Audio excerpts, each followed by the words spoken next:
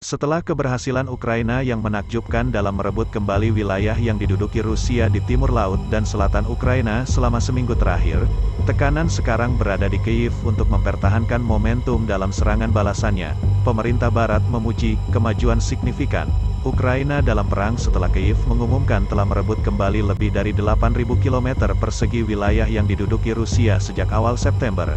Seorang tentara Rusia ditawan di sebuah tank dengan tentara Ukraina setelah kota itu direbut kembali dari pasukan Rusia pada tanggal 11 September tahun 2022 di Izium, Ukraina. Sebuah serangan balasan Ukraina telah membuat kemajuan yang signifikan di timur Ukraina mengambil kembali tanah yang telah berada di bawah kendali Rusia. Serangan balik Ukraina mendorong pasukan Rusia untuk mundur dari wilayah Kharkiv di timur laut negara itu sementara Kyiv mengumumkan bahwa bendera Ukraina sekali lagi dikibarkan di ratusan desa di seluruh wilayah tersebut.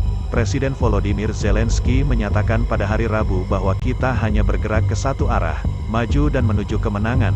Pertanyaan di bibir semua orang sekarang adalah apakah ini menandai titik balik yang pasti dalam perang, dan apa yang akan terjadi selanjutnya. Para pejabat di negara itu sangat berhati-hati dalam menunjukkan tangan Kyiv. Kami berharap ini adalah titik awal, ujar Yurisak, penasihat Menteri Pertahanan Ukraina Oleksiy Reznikov. Kami biasanya berhati-hati dalam membuat prediksi apapun, dan selalu lebih aman untuk mengatakan hal-hal tertentu setelah itu terjadi. Tetapi bagaimanapun, apa yang telah terjadi dalam banyak hal tidak terduga, bahkan bagi kami. Memang, itu adalah kampanye yang sangat sukses. Tentara Ukraina mampu mendapatkan kembali kendali atas lebih dari 8.000 km persegi. Itu adalah bagian besar dari wilayah yang sementara diduduki oleh Rusia dan sebagai hasilnya, apa yang kita lihat adalah bahwa tentara Rusia mengalami demoralisasi, kemampuan militernya terdegradasi. Pasukan Rusia menanggapi kemenangan Ukraina dalam beberapa hari terakhir dengan menyerang infrastruktur energi Kharkiv dengan serangan rudal dan melumpuhkan pasokan air dan listrik dalam prosesnya. Namun, tidak diragukan bahwa sejumlah pasukan Rusia sekarang tampaknya berada di belakang di beberapa bagian Ukraina dengan Zelensky mengatakan beberapa melarikan diri kembali melintasi perbatasan ke Rusia.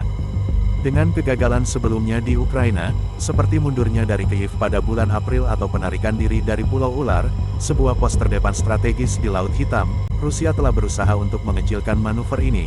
Sebagian besar mengatakan bahwa itu adalah karena pasukan Rusia mengelompokkan kembali atau sedang dipindahkan ke tempat lain.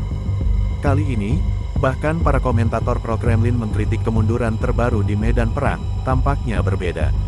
Pejabat Kremlin dan propagandis media pemerintah secara ekstensif mendiskusikan alasan kekalahan Rusia di Kharkiv Oblast.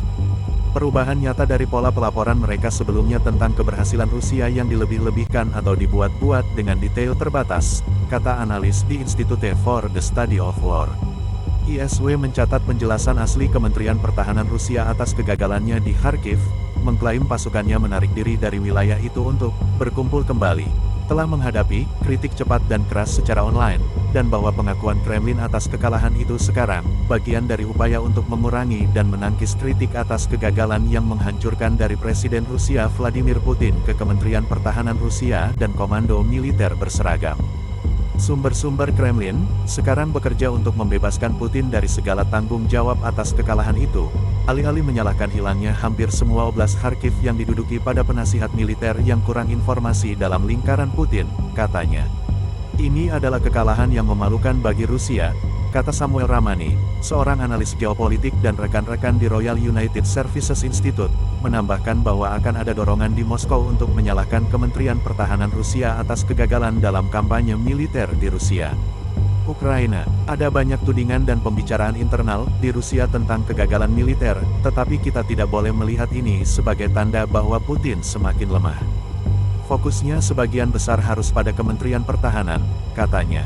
Putin akan menahan Shoigu di sana untuk menerima kritik dan mengambil panas, sementara dia terus menyeret dan menembak komandan tingkat yang lebih rendah. Sudah kita lihat dalam 6 minggu 2 komandan dipecat di distrik militer barat saja. Jadi Putin tidak lemah sekarang, kritik tidak ditujukan kepadanya, itu akan ke Kementerian Pertahanan, katanya.